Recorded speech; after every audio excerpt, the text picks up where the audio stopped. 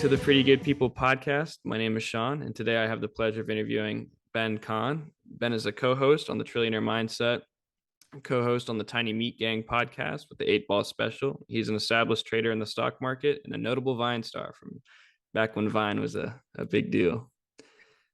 Ben, it's a pleasure to have you on. How are you doing? Thank you for having me. Even though you said you couldn't hear my air conditioner, I had to turn it off anyway. I know you're good. I'm sure that my computer mic is picking it up. Oh boy, doing okay. Another week in the books. It's already August. What the fuck? I know, dude. Um, so yeah, let's kind of walk back to childhood. Let's take it back from the beginning. Tell us how you kind of got your start, where you're from, what was your childhood like, growing up, school, all the way up until what you do now. Oh boy. Oh my God.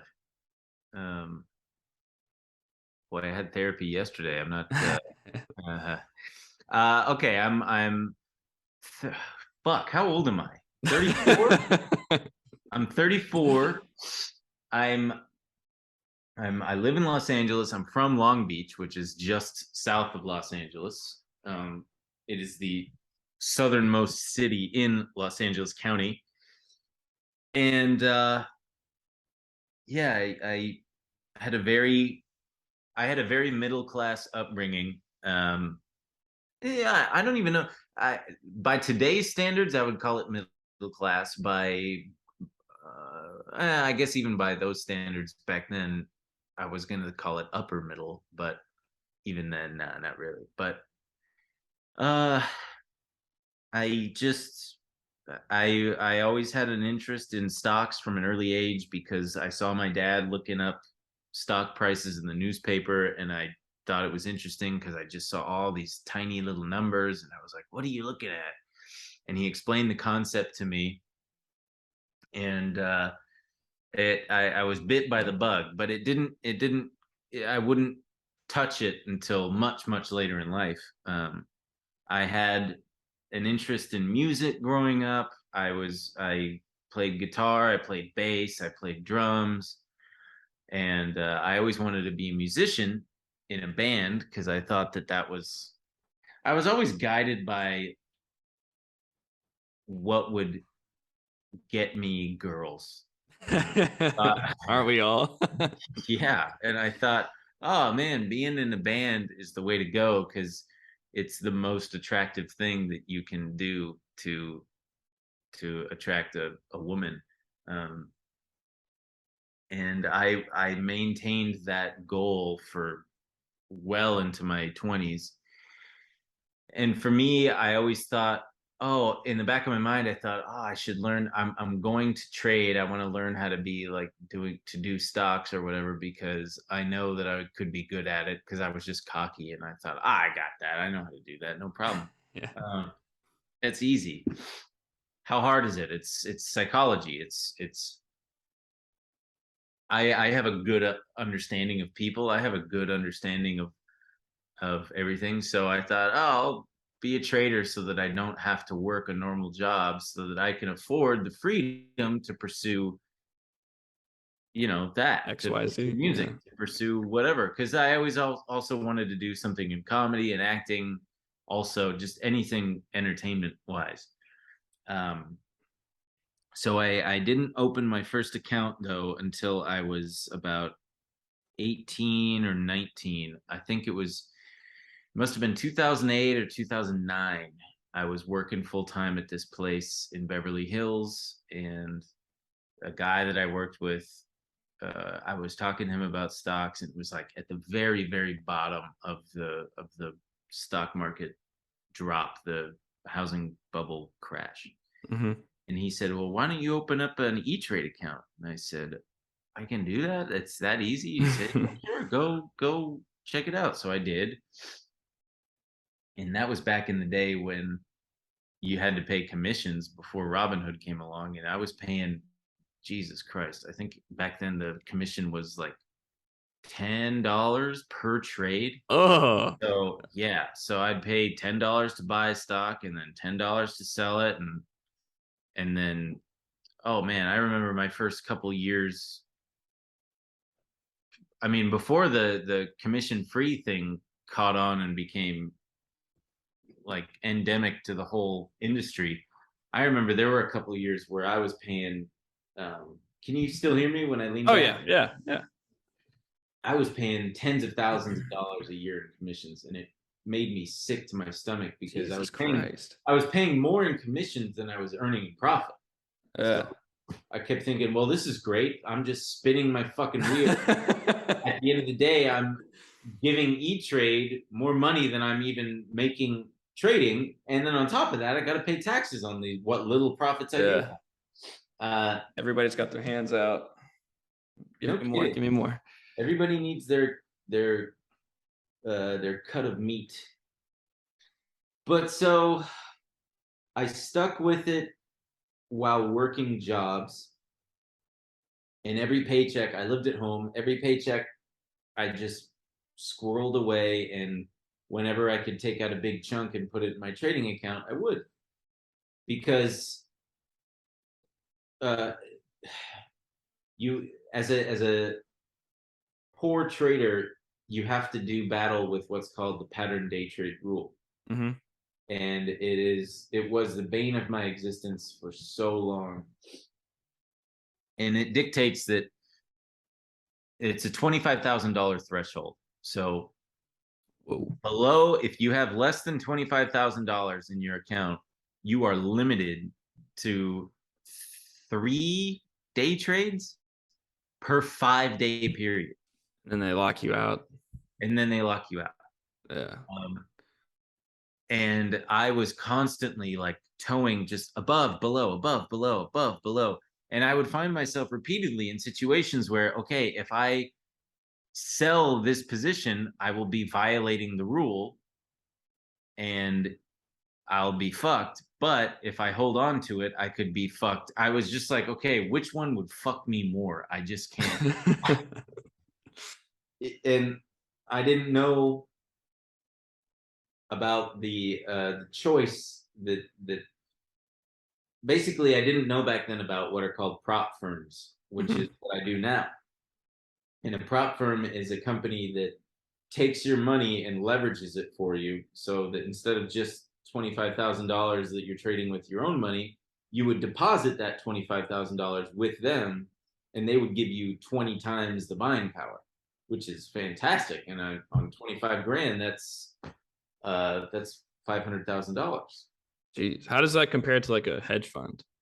Because I'm not like completely like a big guru when it comes to a hedge fund. You are trading client money. A hedge fund is a fund where wealthy people give money to a fund, and it's managed by a whole team of people, and they take their management fees, and the goal is to make profits, and they give it back to their investors. With a prop firm, it's only you. It's you. It's your money, but it's technically yours and the company's money. So there's no outside clients that you have to answer to. It's just, so in this situation, it would be, okay, I'm giving you guys my $25,000 as that's your like deposit basically. Mm-hmm. And they just keep that, but they give you access to way more money to trade with.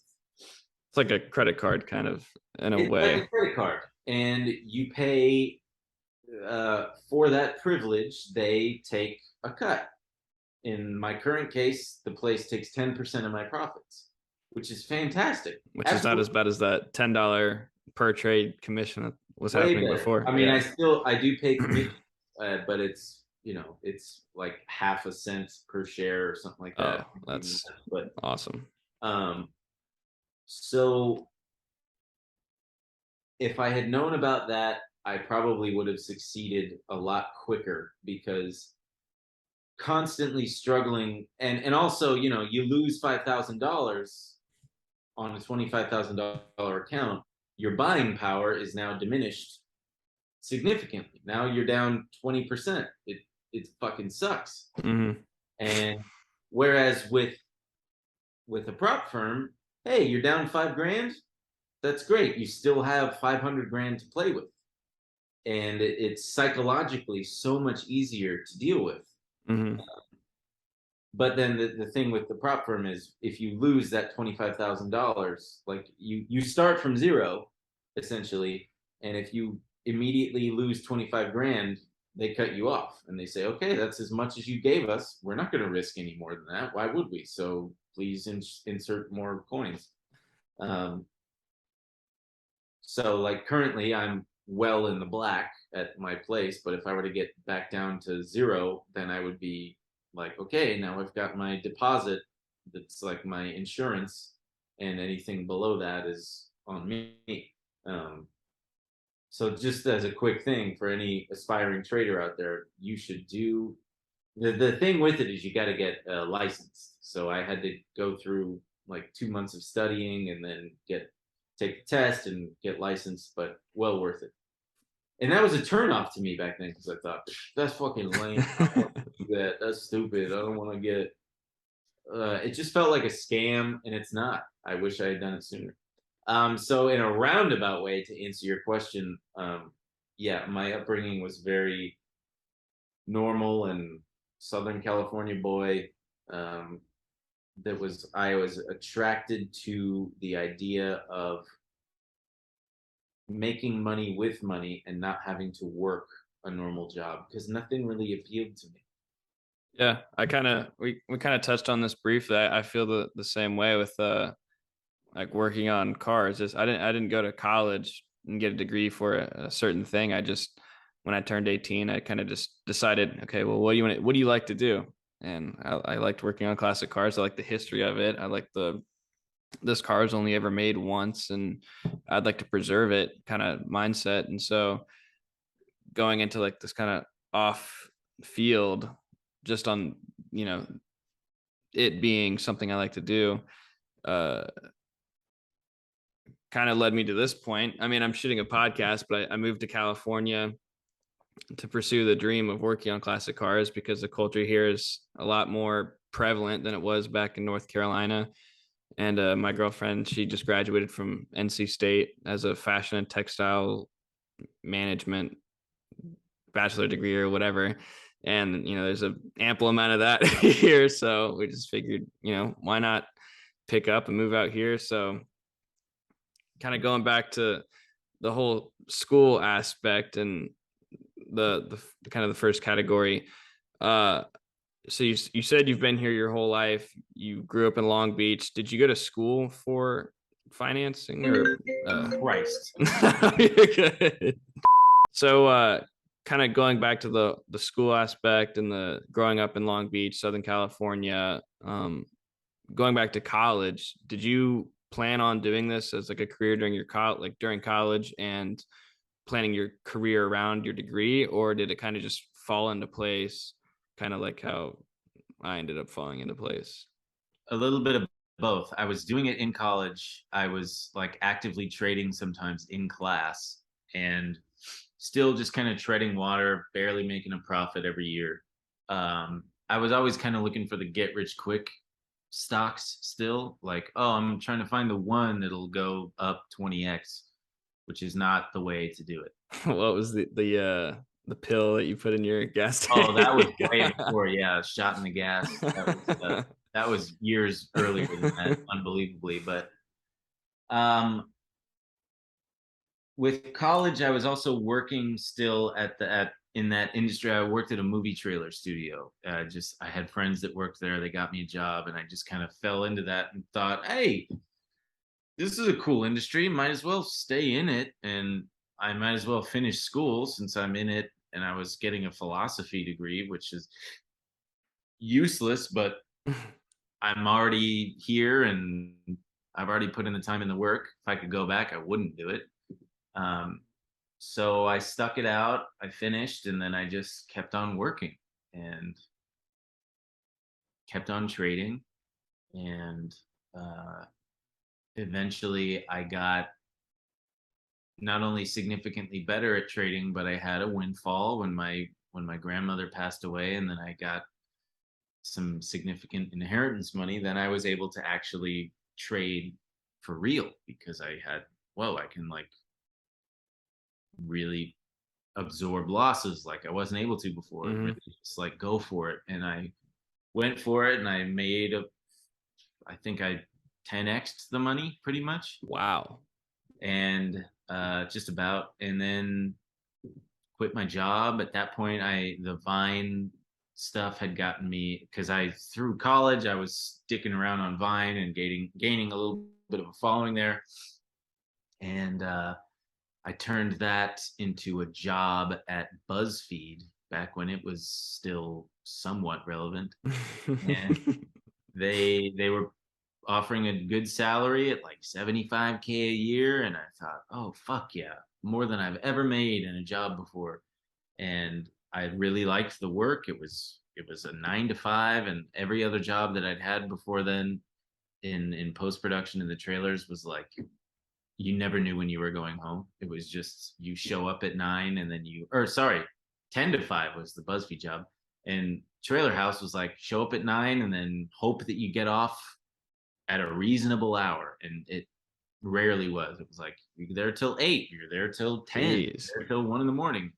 Terrible. And yeah, so I was at BuzzFeed for 3 years, trading the whole time there too. I would, since the market is open here at 6:30 and then closes at 1, I would pretty much trade until 1 and then do my actual job.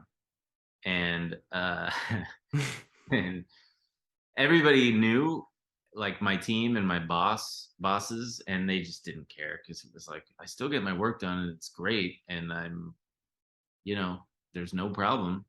So then when I eventually got to the point where the BuzzFeed job was getting in the way of trading, and there were instances where the commute to work cost me money.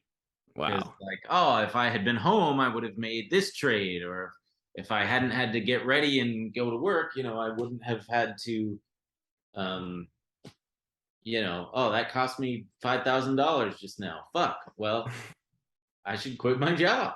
I was really torn about it, and they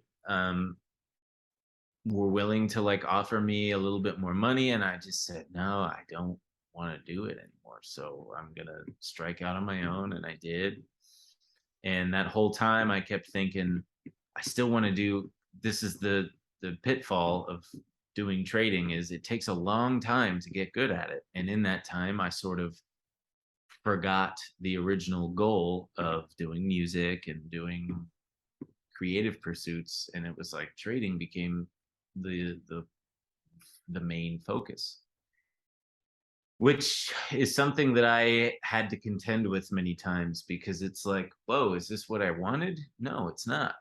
But I've also grown up a little bit, and I guess my goals have become sort of more rooted in reality, and I don't really do those things anymore, but I would like to in some capacity. And that gave way to what I do now, which is the podcast, which is kind of the perfect mix between the things that I wanted to do. It's creative, it's a creative outlet rather. I get to make jokes and I get to talk about stocks. Yeah, I mean that's kind of. I mean, this is only episode 6, but it's kind of something that I've picked up as well. I mean, like I said, I've always loved working on classic cars, but I've never been a great speaker. Like when it comes to public speaking or speaking in front of a camera, and like everybody else, I hate listening to my voice on a camera and on an Oh, audio. you get used to it. But just over these past 6 episodes, I mean, I've definitely feel like I've come a little ways, and it's been a great thing, and I really do enjoy it. After it gets rolling for a little bit, and you get a little more comfortable and just having a conversation rather than like sticking to the outline. It really becomes a great thing, and I just recently started another one with a buddy back home where we just kind of catch up week to week because he lives a very interesting life. I mean, he's going to be going down to Peru for a couple months and living down there and just kind of traveling the world. So me living over here and him kind of traveling, we just decided, hey, why not just once a week catch up and shoot the shit. So it has been a really good thing. And with the Trillionaire Mindset, I listen to you guys weekly at work, and you guys are hilarious, and just it's a great platform to kind of just get all the jumbled thoughts you have up here and get Totally them. is. And yeah, it's Wait, been a where great thing. do you work at a garage? Yeah, so I live here in Huntington Beach. Just moved here this past May, and I work at a shop here local to Huntington Beach. Do you So like it? yeah, I love working on classic cars. I always feel myself wanting to do like more and more, and so Yeah. kind of jumping onto this podcast is one of those things. But yeah, I mean, we work on mostly classic American, and I've done that since I was 18. I do paint and body work, and yeah, it's just something I love to do. I mean, it's not something that everybody does, and like I said, preserving history, and it's an art form kind of in itself, where making sure the car looks great, and I'll send you some pictures and videos of stuff that I've done. My little brother lives down in Costa Mesa, the one who Oh, just called, really? and he's got a 60, I want to say a 61 Lincoln, Nice. super long, and it's pink. It's Is it the original paint, but Continental? what's that? Is it a Lincoln Continental, like the suicide door? No, I Okay. don't think it's a Continental. Um, but it's longer than the Continental. I know that. Like the one, I know what one you're thinking Jeez. about. Yeah. It's older than that. Wow. And then he's got a truck.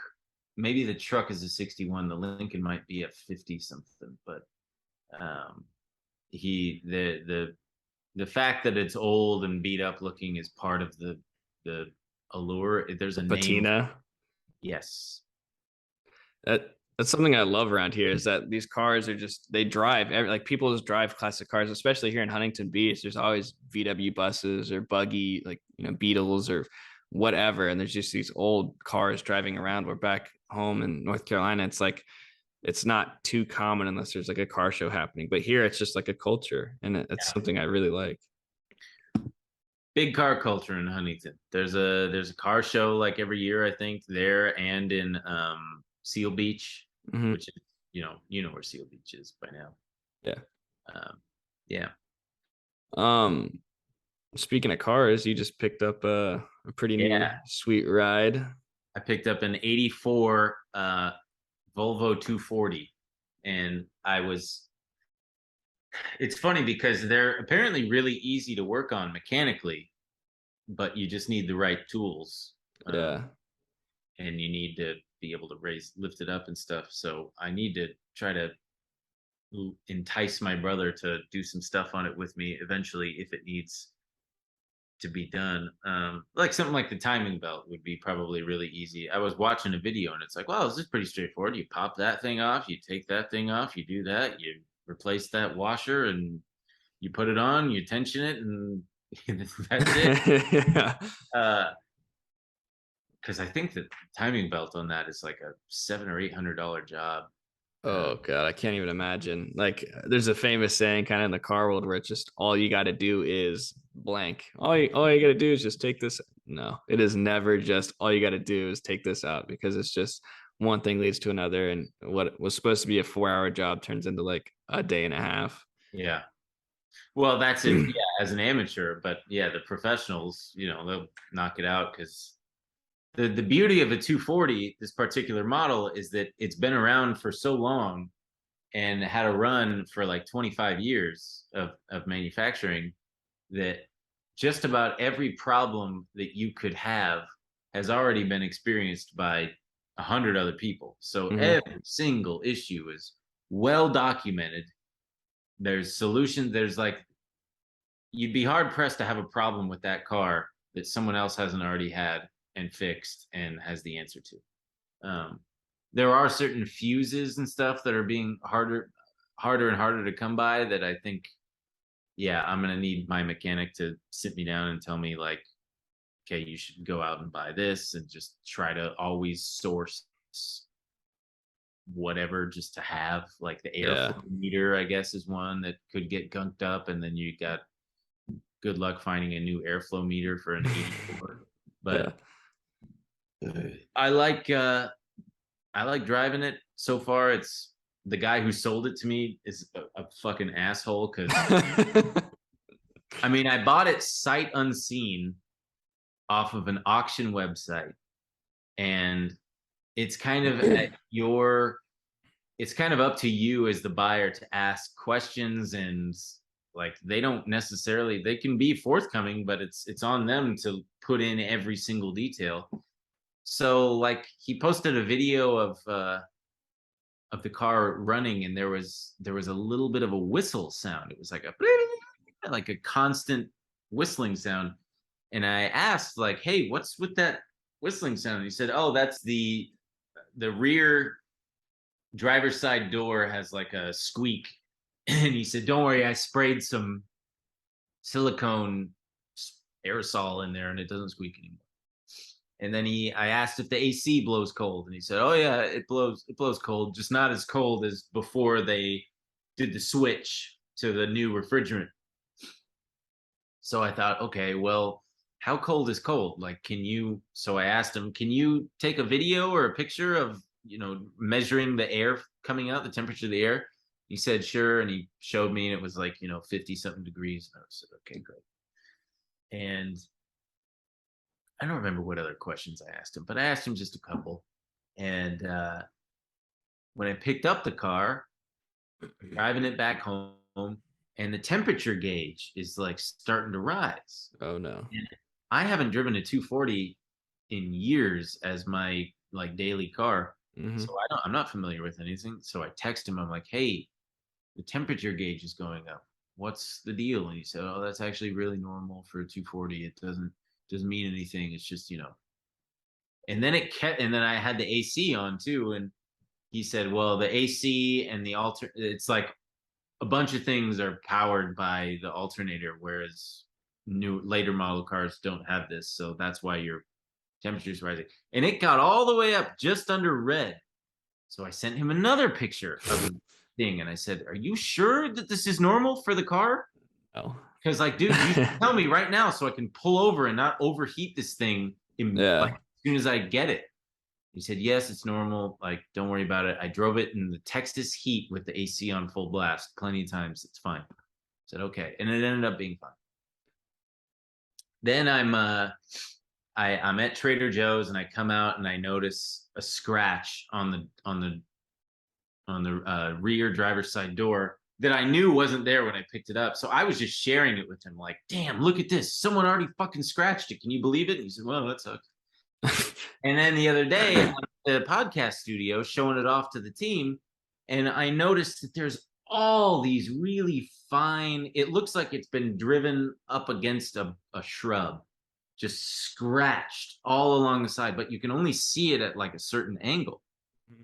So I'm tripping out because I'm like, was that there before? Did I do that? How the fuck did this? So I'm like, okay, I want to ask. I know I'm bugging the guy at this point because it's already been sold to me. The title has been transferred. It's all over. But I wanted to know, just for my own sanity, if that was there before. And at the same time, it's like, hey, dude, you should have disclosed that there's all sorts of like streaks on and again, very, very, very fine that you can only see in the sunlight. But I texted him and I said, "Hey, I'm not being accusatory or anything, but like," and I sent pictures and I said, "Were these here before or did I do this? Because I'm going crazy here."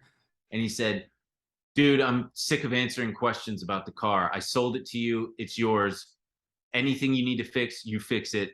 Like, Whoa. you've been asking me repetitive questions. You've been asking me repetitive questions about this thing since day one."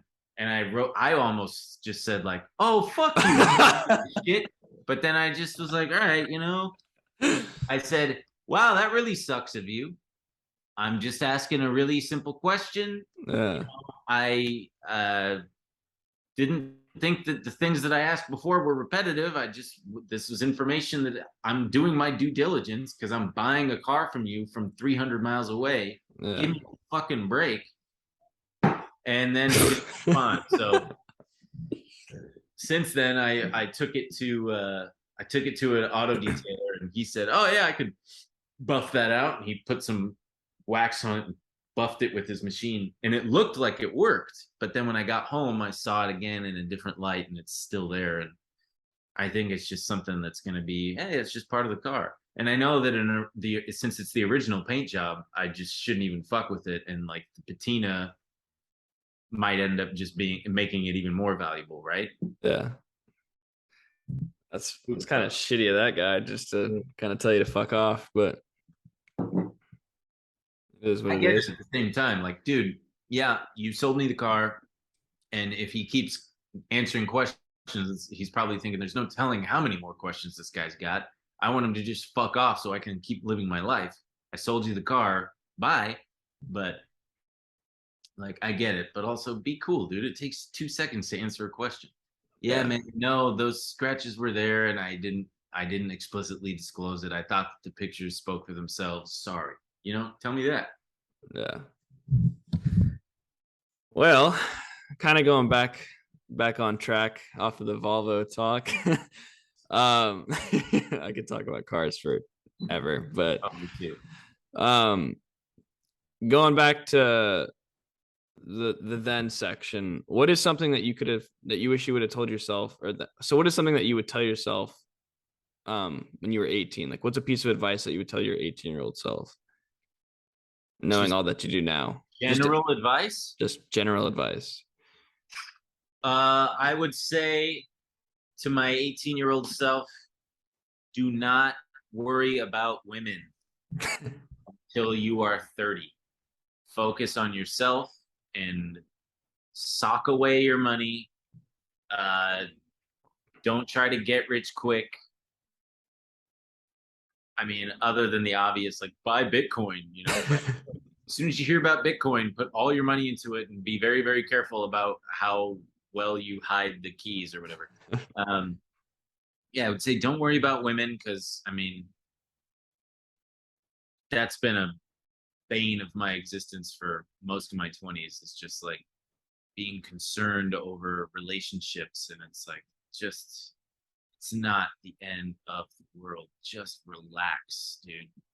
Because I've put so much of my self-worth and stuff tied up into relationships that didn't pan out, and that ravaged me, which is not a unique story to me. I mean, everybody's gone through that, but I would say, yeah, don't worry about that. And I would encourage myself to ironically, in trying to get rich quick and do the shortcuts to making money with trading, that ended up actually costing me more time and money in the long run, because if I had just done the right things from the start, I would have been much wealthier, which really is another hard thing to kind of reconcile with, because it's like, whoa, I just hope that the things that led me to the path that I'm currently on will eventually pay off in their own right, and will lead me to the modest wealth that I hope to achieve,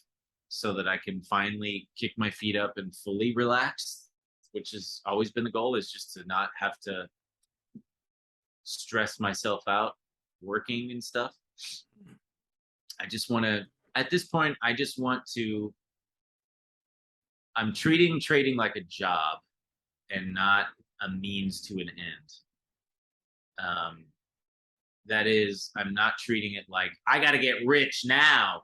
Yeah. I'm treating it like, okay, if I treat this with the respect and careful consideration and discipline that it deserves, I can make a healthy 6-figure a year salary and survive off of that and do it consistently. And I'm eventually going to, now marrying that with the podcast, I now have an audience, and this audience knows me and trusts me, and I'm eventually going to open a trading chat room where people would pay like a monthly subscription, and that would be a nice passive income. And with all of that, I hope to like finally buy a house and just chill, and not, which would probably improve my trading even more, because then I'm not making stupid decisions. I mean, you still make stupid decisions, but yeah, I guess I would just tell myself to relax, calm down. You're gonna have plenty of time, and your perspective is going to change every few years. So don't act like what you're feeling now is forever, because it's not. It'll all work out. It'll all work out, and yeah, just fucking relax is a big one. Not that I was just really high strung and chicken with my head cut off kind of thing, but it was definitely,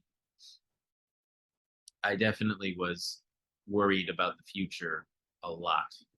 Yeah. I mean, as any kind of young person, kind of like 18 years old, kind of the question, it is like a big point in your life where there's a lot of change happening. It's kind of why I like to ask that question of just like, hey, what's a piece of advice knowing all that you know now?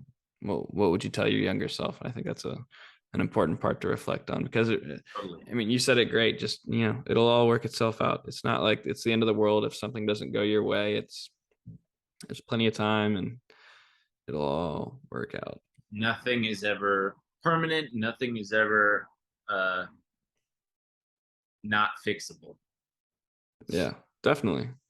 So kind of touching back on that now segment, I know you touched on like the podcast and trading, but what are some things that you have going on now and things that you've accomplished so far? And what are some goals that you have accomplished that you previously set for yourself at a younger age? Well, I'm making a living at trading, for one. I Wow, that's a tough dude. That's a good question. Thank you. I'm making a living at trading. I still could do some work in the creative department. I still, the last videos that I put out there, I made these Succession parody videos that really, really went like viral, which was really cool because that reignited the creative side of me in a way that I hadn't experienced in a long time. And it reminded me that I still have it and that I still um, am capable of being funny and writing well and shooting well and editing well. And that's like this whole part of me that I felt like in many ways I had grown out of and it had just died. And I felt like kind of a poser or a fraud if I were to claim any kind of creative, artistic part of my personality. It would be like, yeah, well, what have you got to back that up with? All you do is stocks now. But so doing that a couple times, I did two of them the last couple of years, and they were very involved, and I had to, wear wigs and makeup and lipstick rather, and costume changes, and there's a whole marathon of shooting and then editing and putting it out there, and that even though it's only two videos, it was still like that's something that I'm proud of. That hey, I still got that side of me because after Vine, I hadn't really done much in the way of putting straight up content out online. So that's a goal that continues to be that's never, you're never finished with it. It's just a constant like, hey, you got to do more, you got to make more, you got to write more. And that's one drawback to doing trading is you become so comfortable that you're like, I'll get around to it, I got time. Yeah, the fatal flaw. Yeah, which is at once great. Yeah, that's a healthy attitude, but there's no fire under your ass. It's up to you to light that fire. And there's no sense of urgency of being like broke to help push that along. And you kind of have to manufacture it yourself artificially. And that can be tricky. And I need to get better about that and work on that because you also just like, oh well, I got my life to live and I want to go out and do stuff and I want to, I got a relationship and everything, and it's like, dude, you gotta remember that the other stuff that you still want to do that you need to sit down and do. So that's one that remains elusive and I need to be better about. But otherwise, yeah, I'm in a, when I was younger, I guess I imagined that by this age I would be a fucking multimillionaire with a house and a wife and a couple of kids, but it doesn't happen. I mean, I don't know. Yeah. Doesn't happen overnight. No, and yeah. It's just one of those picture perfect things. Well, as you get older too, you become a little more, you become way more selective because you're like, okay, clock's winding down. I need to make 100% sure that I'm making the right decision about who I partner with and what we're gonna do. Because if I get it wrong, I'm gonna be, I don't have I don't have the benefit of time like I did before. So like, well, oh well, I got time. You know, Do you read a lot? Like, not do you read books? anymore.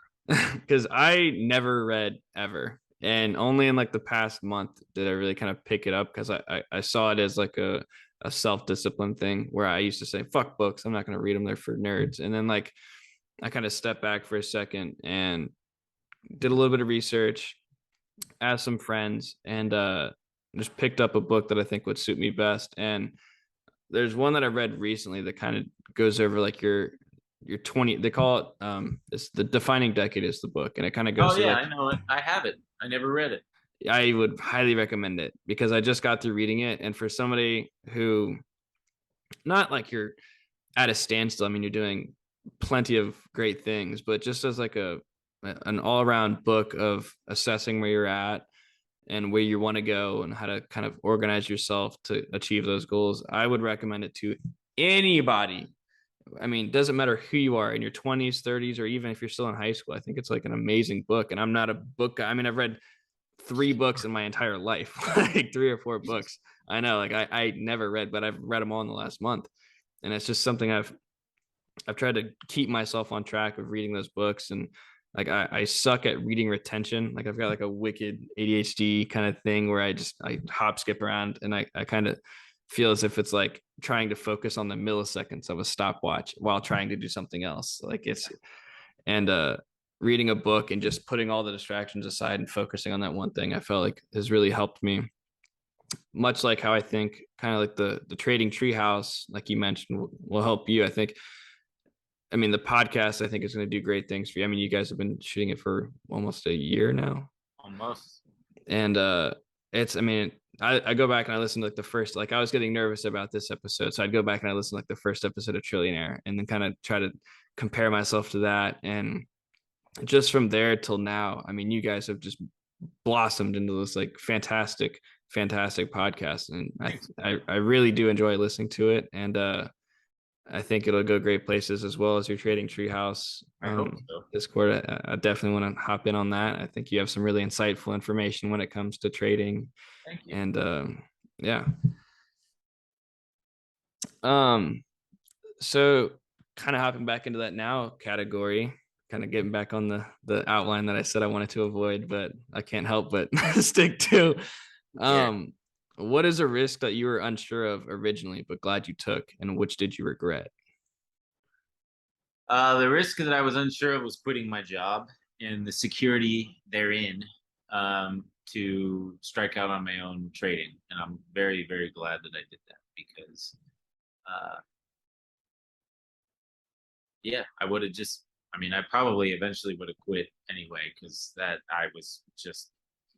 was happy at the job, but I was feeling very unfulfilled and like I was just clocking in and you know, doing the work and then leaving and just like, yeah.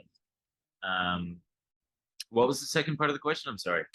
What is a risk that you were unsure of originally, but glad you took, and what do you regret? I regret not being more careful with my money when I made a bunch of it. I regret not buying a house when it was very, very comfortable for me to do because I still, even with like nearly $2 million, I felt like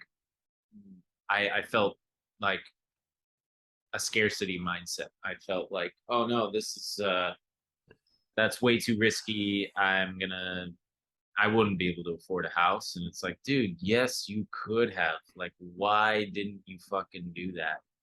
And because then, as you know, mortgage rates have tripled, and the cost of the houses that I was looking at the time have gone up like 20%, 30%.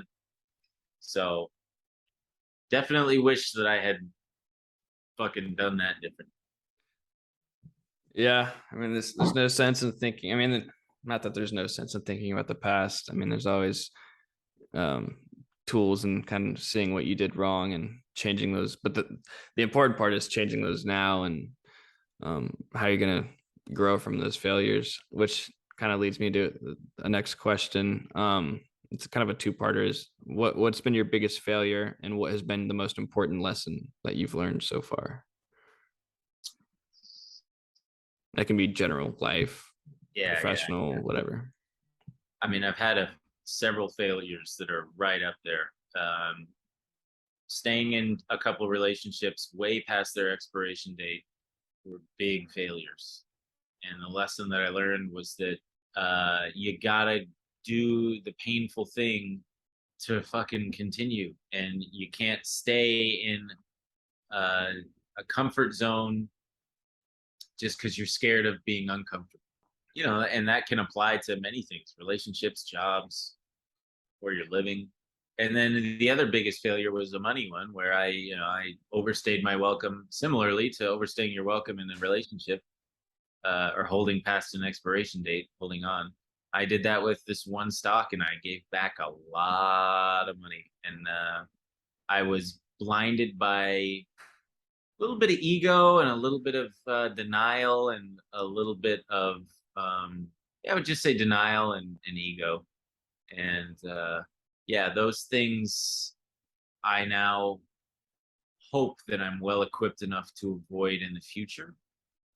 Not only to not put myself in those positions to begin with, but if they go south on me, I like to think that I have the discipline and the power to do the right thing for me, no matter how difficult and painful.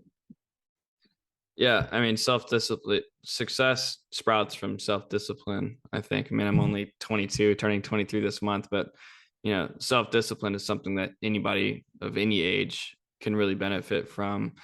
And kind of like you said, with leaving your job, stepping outside that comfort zone is one of the scariest yet best things that anybody can do. If you sit there in your comfort zone, you don't get to see what it's like on that other side of the fence. You don't get to, you'll never know what it's like. And that's where a lot of the regret comes in. Well, that's where the growth comes from, is getting out of the comfort zone. Yeah. Well, yeah. Like regret. I've kind of worded that poorly. Like regret by staying in the comfort zone. Where you jump out of your comfort zone is where you grow. And when you have those failures, is the best way to learn. And it all starts with self-discipline and stepping outside that comfort zone, which I encourage anybody to do. If there's something that you want to try and you're scared to do it, just try it. I mean, weigh it out? What's the worst that could happen? I mean, if it's everybody could hate you. Yeah. Well, I mean, other than like if it's that, then probably don't do it. But if you're smart enough, then weigh it out and take those chances. Life's about taking chances. Exactly right. Well, I kind of want to close it on like the then section. I've got like this then, now, then form that I like to use, and the second then being your future, and what do you ultimately want? How do you plan on achieving that goal? And what are you doing right now to set yourself up for success? Well, the podcast has been a major gift in my life that I didn't have a little over a year ago, and it has opened up a world of possibility to me that I just didn't. I mean, I always wanted to do a podcast, but I didn't have the means or the network to make it happen. So Cody and Noel giving me this shot has been huge.